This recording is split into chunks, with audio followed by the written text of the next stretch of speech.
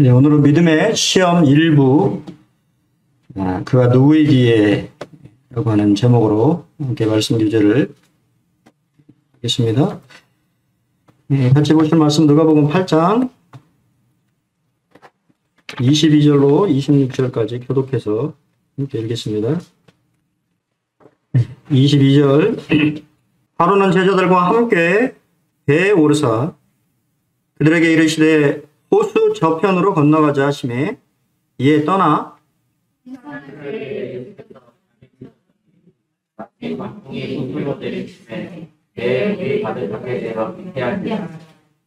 제자들이 나와 깨어 이르되 주여 주여 우리가 죽겠나이다 한데 예수께서 잠을 깨사 바람과 물결을 꾸짖으시니 이에 그쳐 잔잔하여 지더라.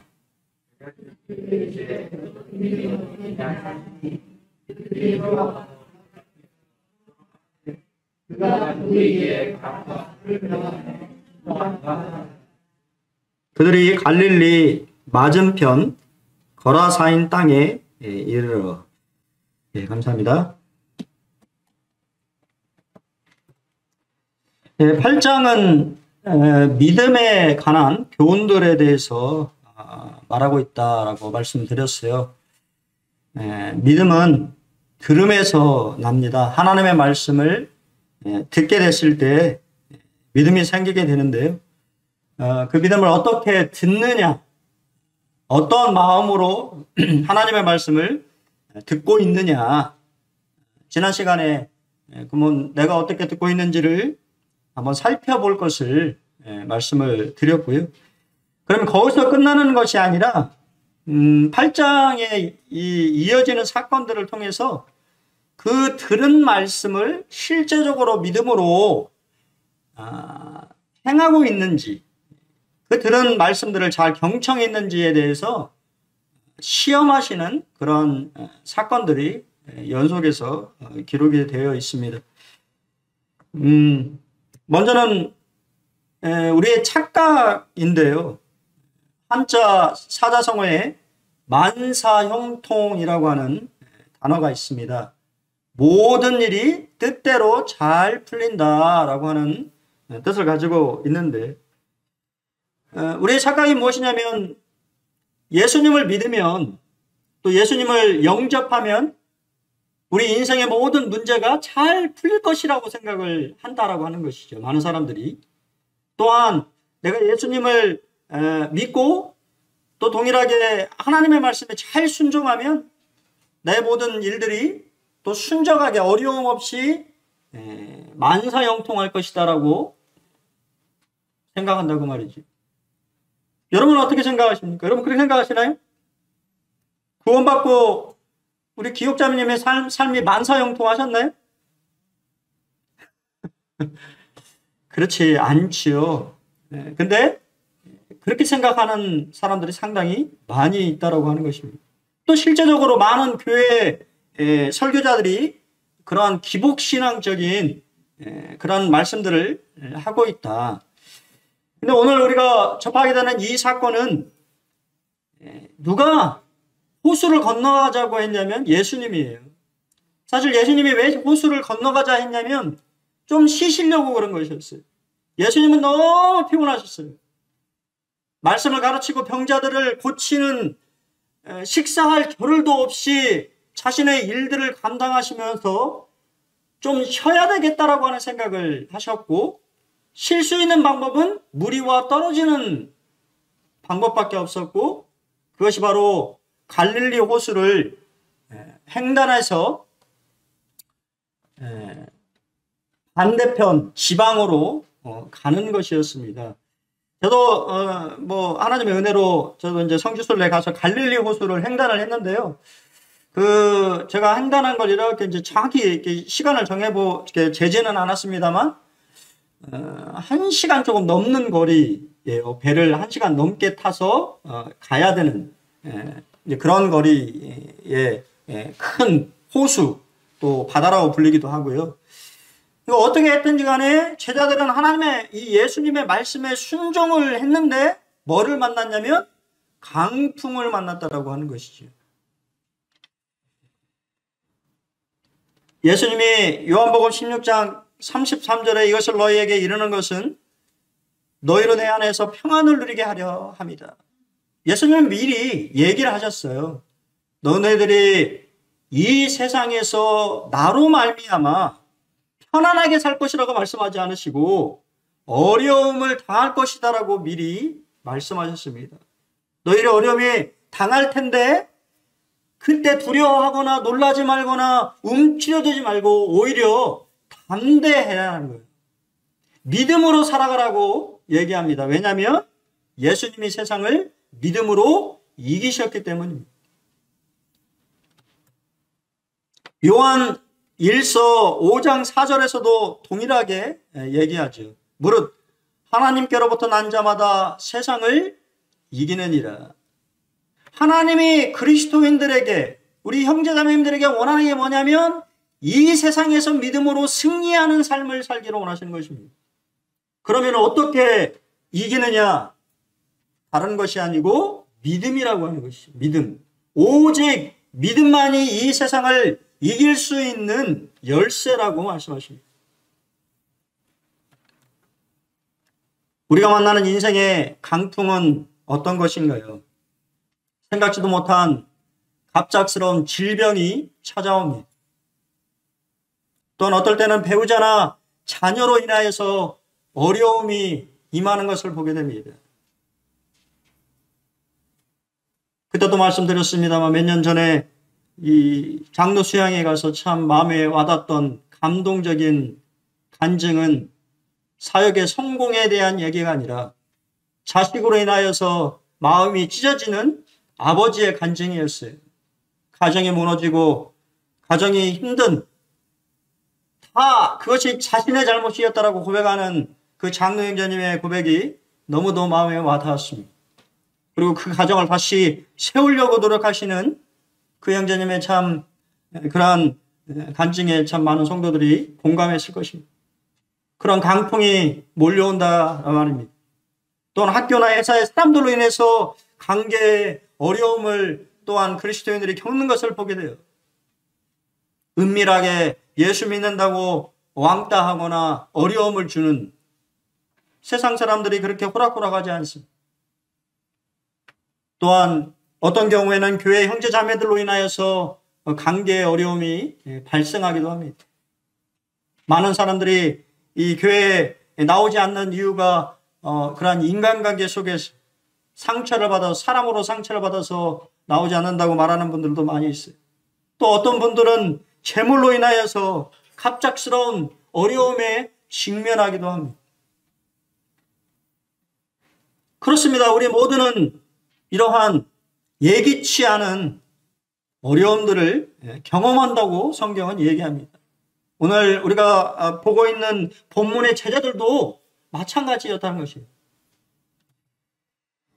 강풍의 특징은 예측할 수가 없다고 하는 거예요. 성경은 그냥 하루는 제자들과 함께 배에 올랐다라고 시작합니다. 이 하루는 특별한 날이 아니었어요.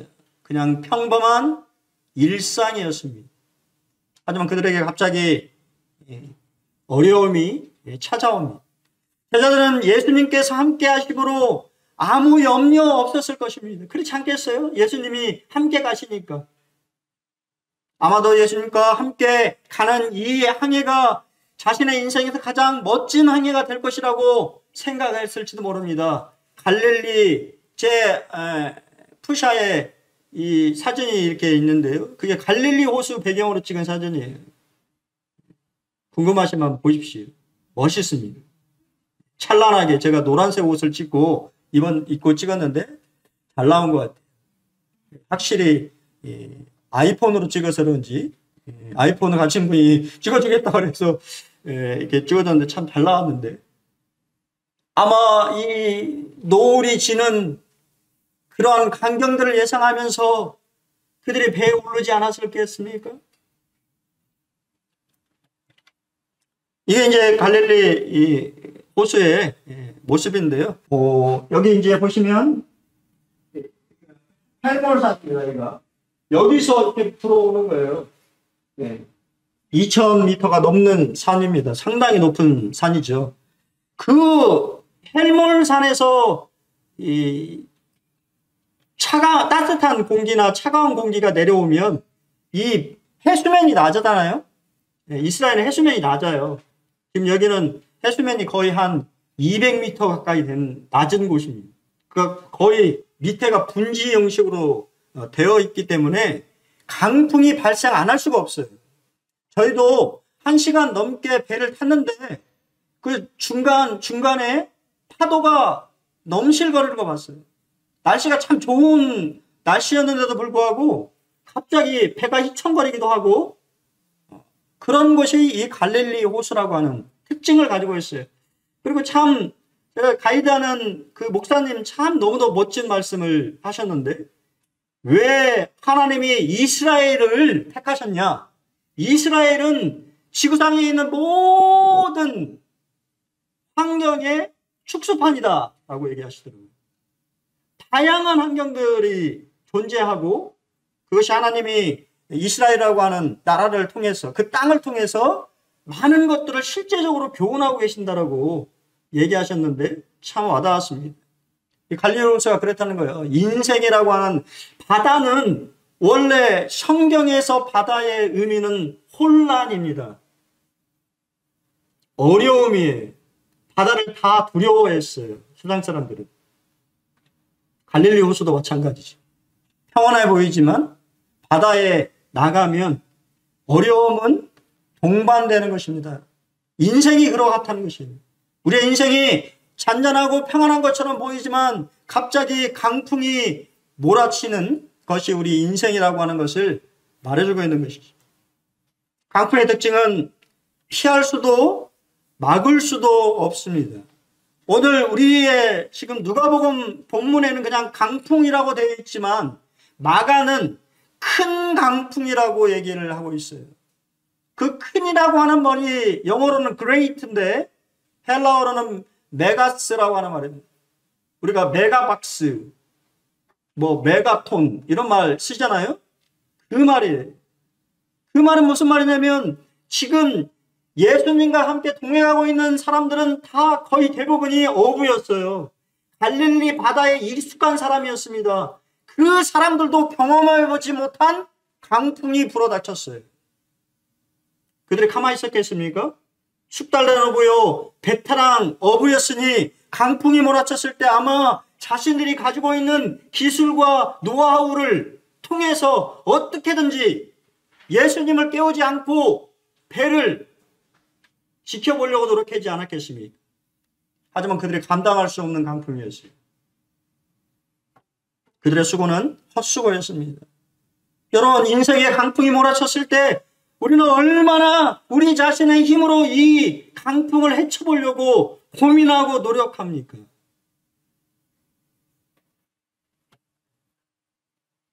우리는 이러한 강풍에 영향을 받을 수밖에 없는 그러한 사람들이죠. 예수님은 너희 믿음이 어디 있느냐고 이 강풍으로 인해서 영향을 받고 있는 제자들에서 책망하셨습니다. 믿음이 적다라고 말씀하셨어요. 그리고 너희가 왜 무서워하고 두려워하느냐고 책망하셨어요. 강풍은 당연한 것이죠. 하지만 우리의 시선에 영향을 줍니다. 믿음은 우리의 시선을 어디에 두느냐의 싸움이에요. 여러분 기억하십시오. 믿음 뭐라고요? 우리의 시선을 어디에 두느냐의 싸움입니다. 강풍이 몰아치니까 환경이 어려워지니까 우리는 그것에 몰두하고 집중합니다. 그래서는 안 된다고 말이에요. 우리 강풍이 몰아쳤을 때 우리의 시선이 여전히 그 모든 강풍을 잔잔하게 하실 수 있는 하나님을 바라보셔야 돼요. 그 모든 강풍을 해결해 줄 수 있는 분을 바라봐야 됩니다. 하지만 우리는 본성적으로 어려움이 오게 되면 그것만 집중해서 생각하게 되죠. 제자들도 마찬가지였어요. 예수님, 우리가 잘 아는 것처럼 베드로가, 그렇죠? 예수님이 이 오는 것을 보고 내가 주님께 가겠습니다 하니까 오라고 말씀하시니까 실제적으로 걸었던 물 위를 걸었어요. 기적 같은 일이지요. 하지만 그가 바람을 보자 바로 빠지기 시작합니다. 믿음으로 행하지 않았기 때문에 그의 시선을 빼앗겨버린 것이지요. 두 번째 강풍은 어디에? 우리의 믿음에 영향을 줍니다. 믿음과 두려움은 함께 갈 수가 없어요. 내가 믿는다라고 말하면서 두려워하는 것은 믿음이 없는 것입니다. 사도 요한은 온전한 사랑은 두려움을 내어 쫓느니라고 말할 수 있습니다.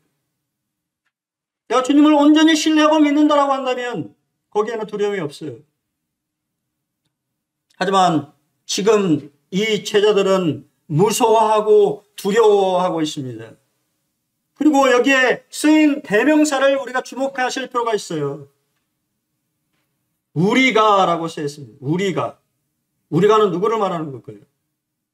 당연히 제자들을 말하는 거겠죠. 우리라고 하는 말에는 누구도 포함됐을까요?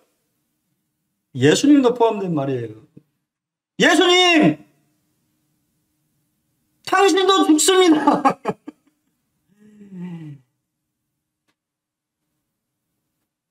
얼마나 믿음 없는 말입니까? 예수님 주무시고 계시는데 주무시는 분을 깨워가지고 당신도 죽는데 그러고 자고 있습니까? 그렇게 말하는 제자들의 믿음 없음을 책망하신 거예요. 이건 믿음 없는 말입니다. 예수님은요 전혀 요동함도 없고 반응도 없었어요. 제자들은 강풍으로 인해서 두려워했습니다. 하지만 예수님은 전혀 동요하지 않았어요. 놀랍지 않습니까? 빗바람이 치고 죽어가는 그런 상황에도 그분은 그냥 편안하게 잠을 주무시고 계셨어요. 왜냐하면 그분의 아버지께서 모든 것을 완벽하게 통제하고 계심을 확신하고 계셨기 때문에 편안하게 주무실 수 있는 거예요. 강풍이 몰아치는 그 가운데서도 그분은 아버지 하나님에 대한 온전한 신뢰를 가지고 있었다고 말입니다.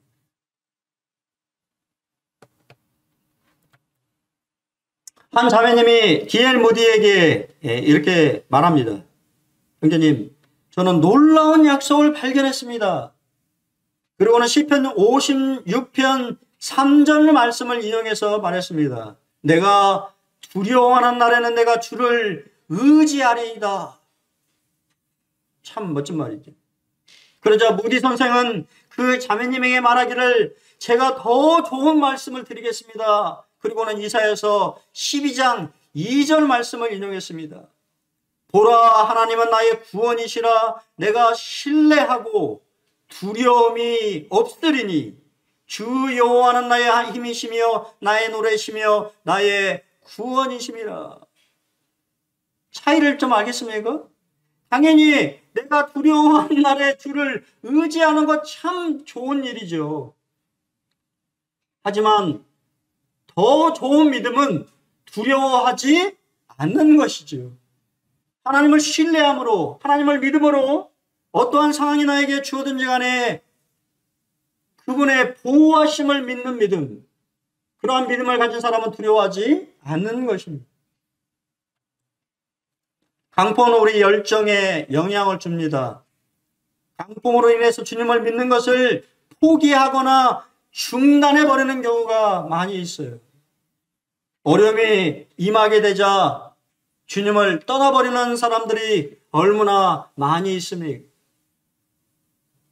대만은 이 세상을 사랑하여 나를 버리고 데살로니가를 갔고, 그레스게는 갈라디아로, 디도는 달마디아로 갔다고 사도 바울은 고백합니다. 이들은 충성스러웠던 하나님의 동역자들이었어요. 하지만 그들에게 어려움이 어떤 어려움인지를 설명하고 있지 않지만 그들의 삶에 강풍이 몰아쳤을 때 그들은 주님을 따르는 것을 포기하고 편안한 삶을 쫓아서 가버렸다고 말입니다. 그러면 우리는 어떻게 해야 될까요? 이러한 인생의 강풍이 몰아쳤을 때 주님은 우리가 믿음으로 승리하기를 원하십니다. 말로만 듣는 믿는 믿음이 아니라 강풍 중에도 요동하지 않는 믿음의 사람이 되기를 원하시는 것입니다.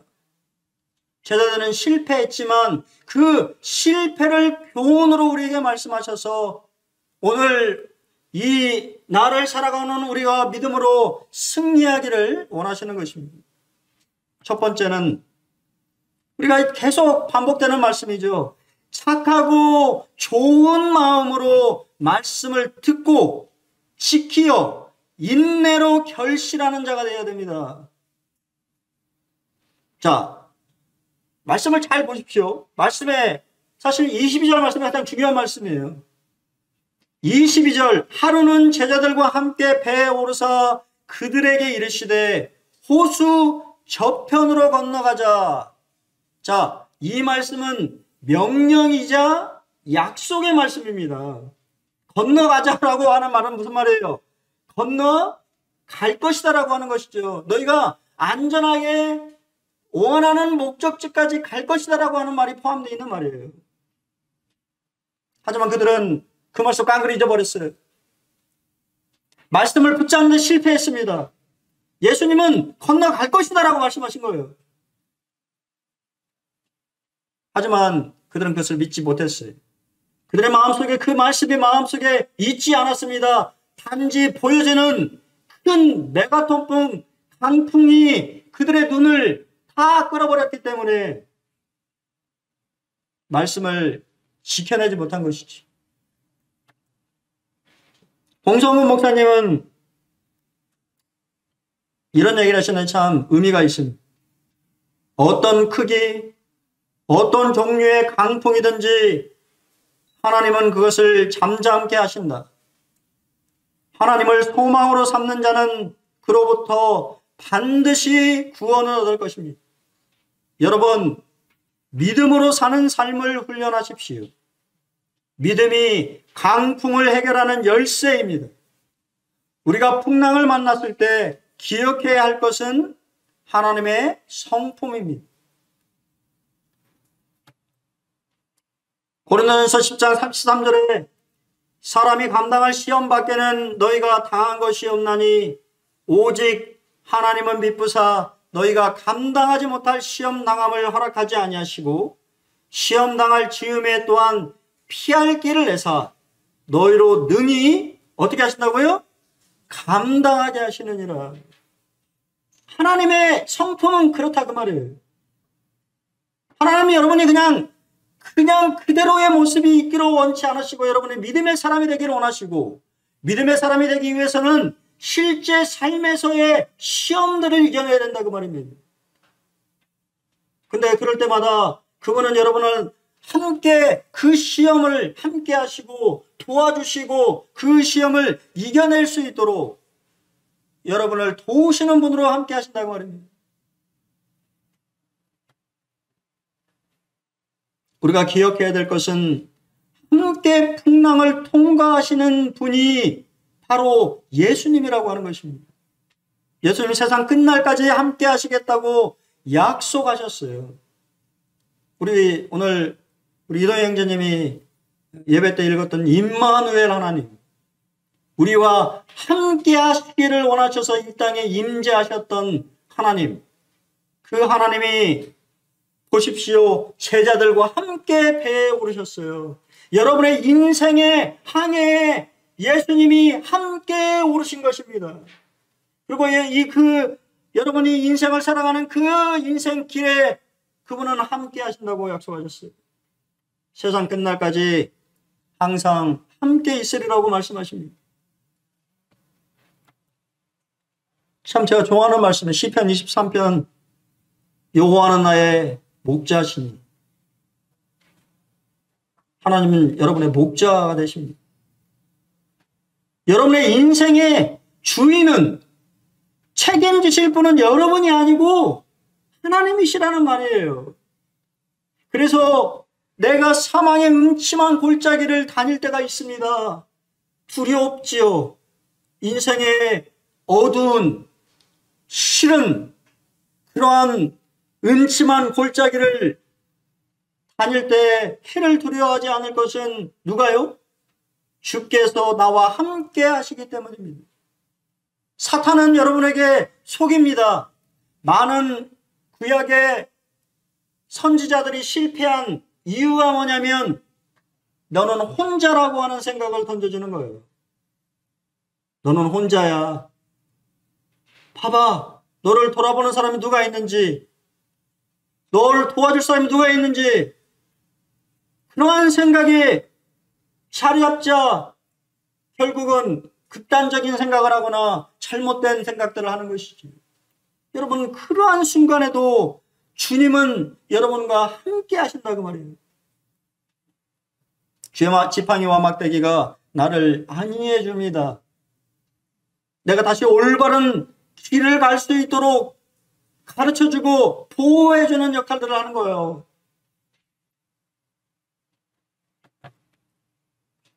그분의 능력을 깨달아야 합니다. 예수님은 폭풍의 주인이십니다. 그분께서 인생의 폭풍을 지나도록 허락하셨지만 그 모든 것을 주관하시는 분이 주님이시라고 하는 사실을 우리는 기억해야 됩니다. 여러분, 이건 놀라운 일이에요. 이 말씀을 깊이 생각해 보셨습니까? 바람을 꾸짖으면 물결이 바로 그칠까요? 생각해 보셨어요? 폭풍우가 막 바람이 치다가 바람이 딱 멈추면 어부가 아니시라 잘 모르시죠? 파도가 바로 그치는 거 보셨습니까? 이런 생각 안 해보셨어요?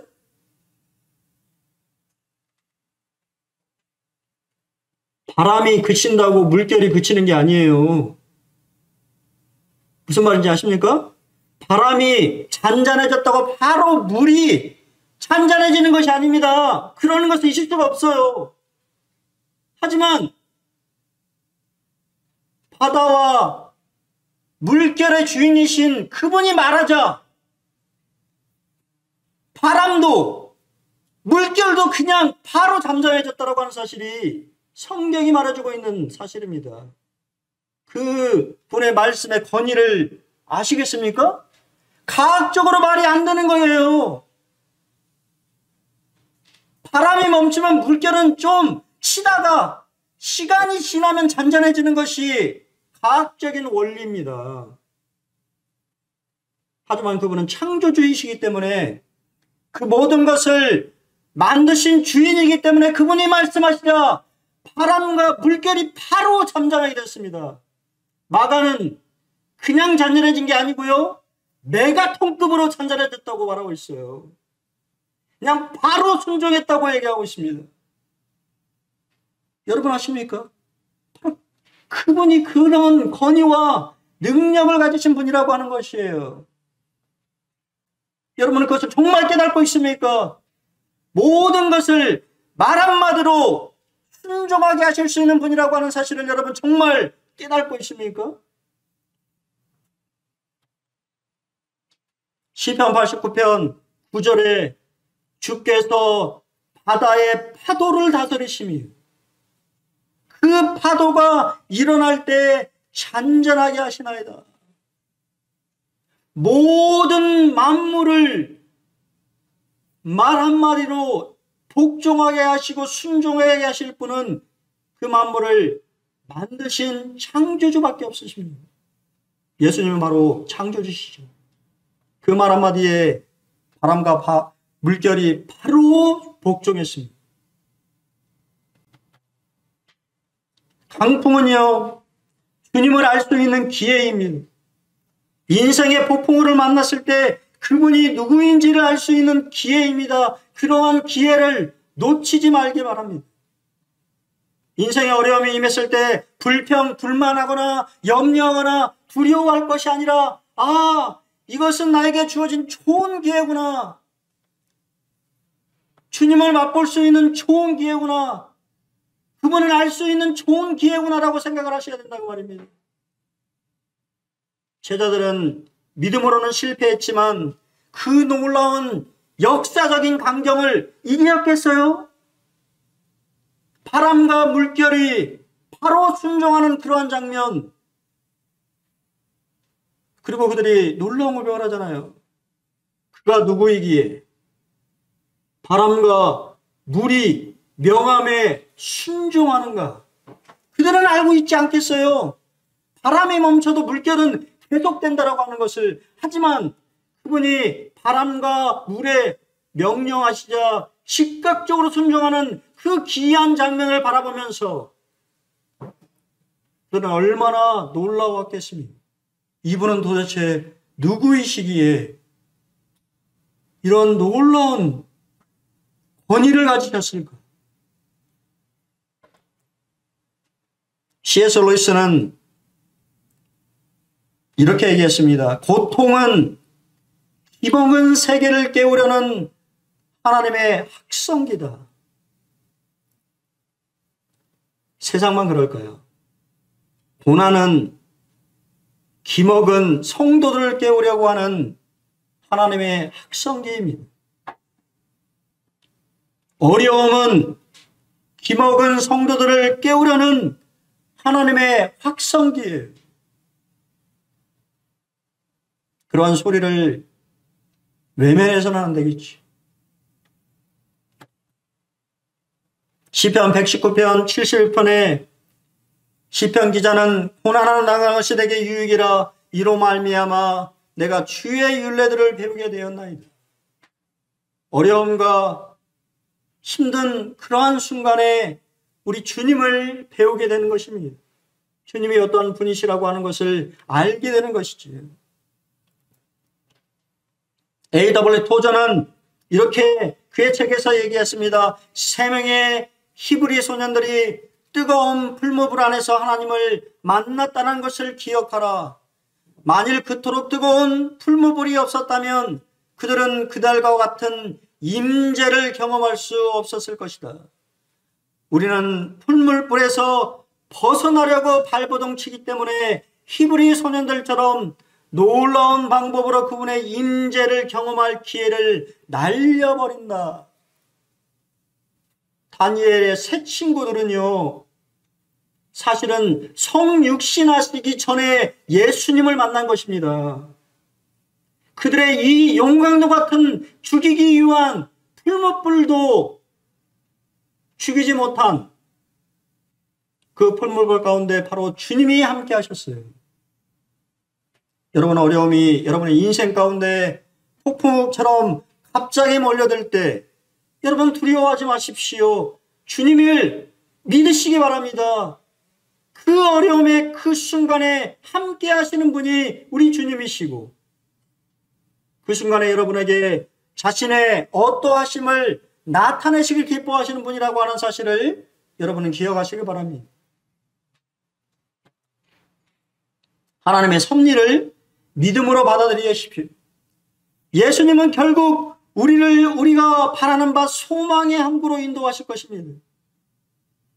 주님은 그들에게 호수 건너편으로 가자고 말씀하셨고 성경은 26절에 그들이 그 목적지인 거라사인 땅에 도착했다고 끝을 맺고 있습니다.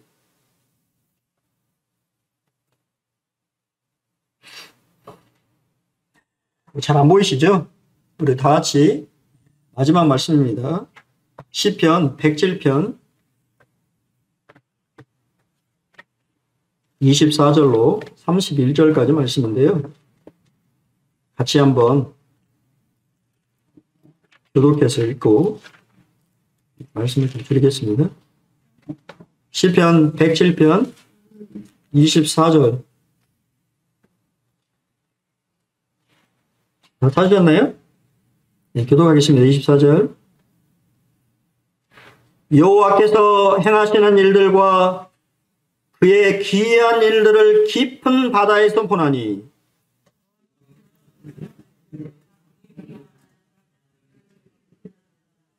그들이 하늘로 솟구쳤다가 깊은 곳으로 내려가나니 그 위엄 때문에 그들의 영혼이 녹는도다.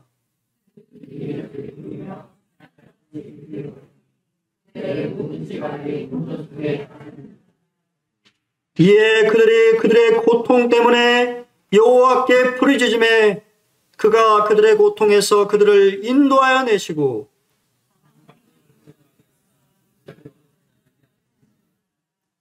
그들이 평온함으로 말미암아 기뻐하는 중에 여호와께서 그들이 바라는 항구로 인도하시는도다.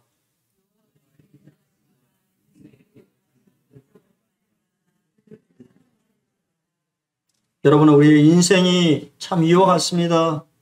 어려움이 오게 됐을 때 그 어려움으로 인해서 비틀거리며 어려워하고 두려워하고 그러는 것이 우리 인생의 본성인데, 여러분, 그럴 때마다 우리가 알아야 될 것은 그러한 고통이 여러분에게 임했을 때 그 고통을 해결하실 수 있는 분이 오직 여호와 하나님이시라고 하는 사실을 기억하셔야 됩니다.